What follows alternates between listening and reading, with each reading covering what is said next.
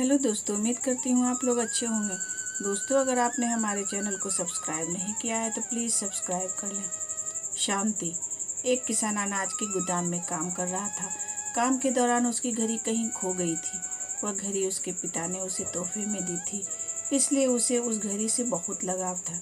उसने वह घड़ी खोजने की बहुत कोशिश की, गोदाम का कोना कोना छान डाला, लेकिन घड़ी नहीं मिली। हार कर वह गोदाम से बाहर आ गया। वहाँ उसने देखा कि कुछ बच्चे खेल रहे हैं। उसने बच्चों को पास बुलाकर उन्हें अपने पिता की घड़ी खोजने का काम सौंपा। घड़ी ढूंढ निकालने वाले को इनाम देने का ऐलान भी किया। इनाम के लालच में बच्चे फौरन मान गए। गोदाम के अंदर जाकर बच्चे घड़ी की खोज में लग गए। इधर उधर यहाँ वहाँ हर जगह ढूंढने पर भी घड़ी नहीं मिली। बच्चे थक गए और उन्होंने हार मान ली। किसान ने अब घड़ी मिलने की उम्मीद खो दी थी। बच्चों के जाने के बाद वह गोदाम में उदास बैठा था। तभी एक बच्चा वापस आया और किसान से बोला कि वह एक बार फिर से घड़ी ढूंढने की कोशिश करना चाहता है। किसान ने कहा, ठीक है, ढूंढो। बच्चा गोदाम के अंदर गया और कुछ ही देर में बाहर आ गया। उसके हाथ में किसान की घड़ी थी। जब किसान ने वह घड़ी देखी तो बहुत खुश हुआ। उसे ताज्जुब हुआ कि जिस घड़ी को ढूंढने में सब नाकामयाब रहे, उसे उस बच्चे ने कैसे ढूंढ लिया। बच्चे से पूछने पर बच्चे ने बताया कि गोदाम के अंदर जाकर वह चुपचाप एक जगह खड़ा हो गया और सुनने लगा।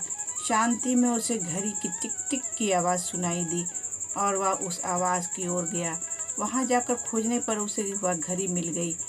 किसान ने बच्चे को शाबाशी दी और इनाम भी दिया। तो दोस्तों, शांति हमारे दिल और दिमाग को एकाग्र करती है और यह एकाग्रता जिंदगी की दिशा निर्धारित करने में मदद देती है। इसलिए दिन भर में कुछ वक्त हमें ज़रूर निकालना चाहिए जब हम शांति से बैठकर मनन कर सकें। अन्यथा शोर व गुल भरी इस दुनिया में हम उलझ कर रह जाएंगे। हम कभी ना खुद को जान पाएंगे, ना अपने दिल को। बस दुनिया की भेड़ चाल में चलते चले जाएंगे। जब आँख खुलेगी तो बस पछतावा होगा कि ज़िंदगी की ये दिशा हमने कैसे निर्धारित कर ली।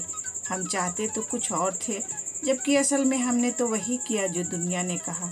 अपने दिल की बात सुनने का तो हमने वक्त ही नहीं निकाला। तो दोस्तों, उम्मीद करती हूँ ये कहानी आपको पसंद आई होगी। इस कहानी पर आपकी क्या राय है, हमें कमेंट करके ज़रूर बताएं। कहानी पसंद आई हो तो लाइक और शेयर करना बिल्कुल भी ना भूलें। चैनल पर नए हो तो चैनल को सब्सक्राइब ज़रूर करें। कहानी पूरा सुनने के लिए आपका बहुत बहुत शुक्रिया दोस्तों।